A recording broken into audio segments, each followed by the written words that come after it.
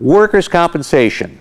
It's an area of law we frequently talked about on this video blog, but it's one that affects many people because most of us at some point in time unfortunately suffer an injury at work and we bring a claim.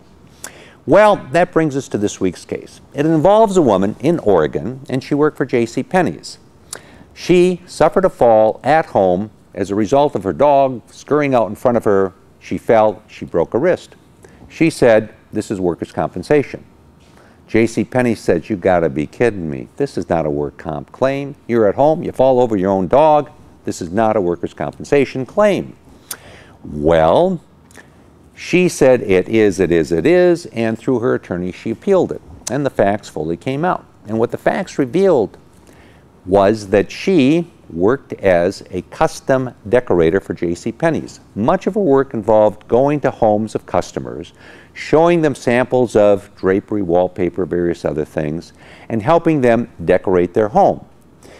Because the place that she worked at, JCPenney's, had a relatively small office that she worked at, and because she many times had large samples, pieces of, as I say, fabric that was be used in curtains or drapery, she needed to have more place to store them. So as a convenience, she would take them home, store them in her garage, and when she went to visit a customer, she would take the samples out of her garage, put them in her van, and take off.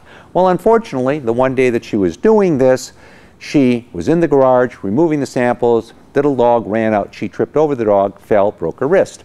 She said, and her attorneys argued, that this really was a convenience to her employer. It allowed her employer to get more productivity from her because she could go directly from home to the client.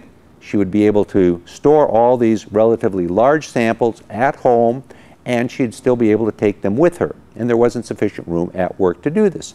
Therefore, her working at home was really an accommodation by her to her employer for the betterment of her employer. That was her argument.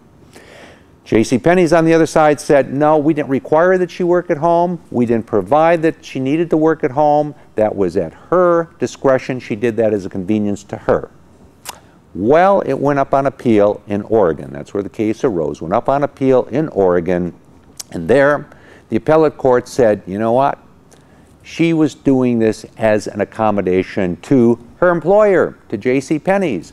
Therefore, we find out that since it was an accommodation to her employer, we find that it was an injury which took place in the course and scope of employment because she was leaving her home, going directly from there to a customer.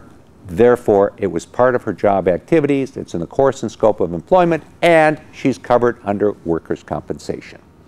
We bring you this case this week, so not only can you understand this case, but can see how sometimes when you're involved in activities at home on behalf of your employer, you are in fact covered under workers' compensation. And if your little dog causes you to trip when you've been doing telemarketing in your second bedroom, which is used just for that purpose, you know what?